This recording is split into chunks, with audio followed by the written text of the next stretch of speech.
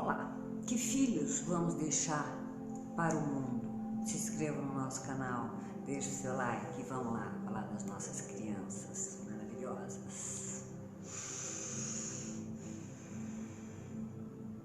Filhos.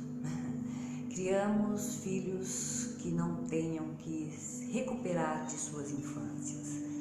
Sejamos sábios para que no futuro eles adultos não precisam tratar a criança deles, né? Isso só depende de nós. Definitivamente, os filhos não chegam aos pais com um manual de instrução, de educação, nem eles nem nós.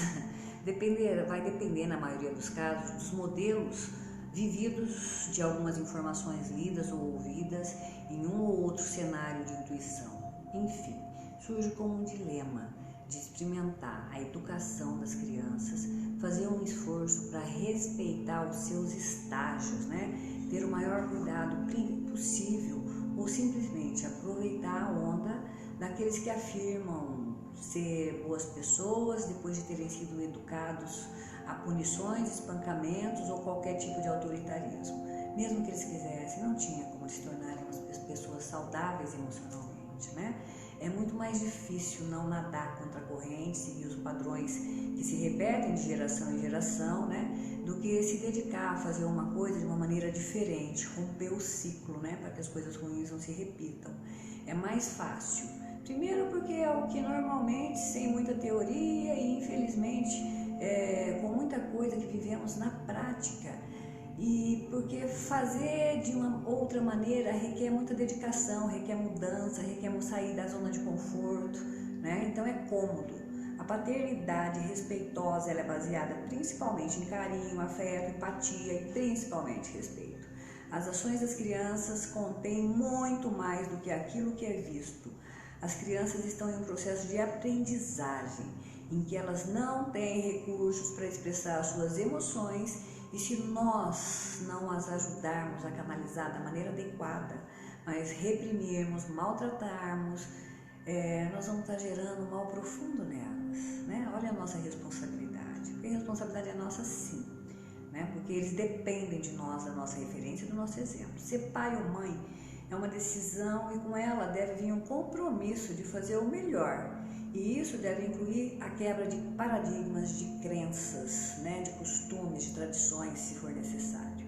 Abrir os nossos olhos para o que estamos fazendo com os nossos filhos e avaliar objetivamente o nosso papel na vida deles desde pequenos, que dependem completamente daqueles que os trouxeram ao mundo, né?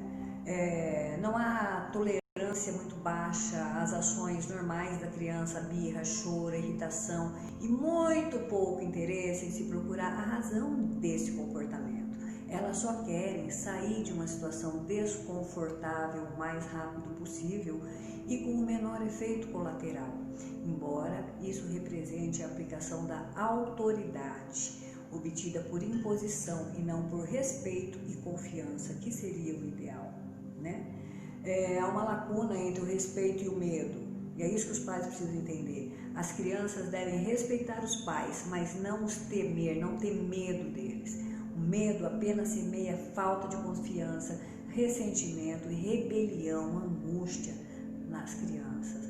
Mas quando nós vemos uma criança que é silenciada de relance, estamos vendo uma criança que provavelmente não tem liberdade para expressar suas emoções, que foi repreendida de forma inadequada, né? E tem medo da punição, quer dizer, você está acabando com a formação emocional e psicológica do seu filho, né?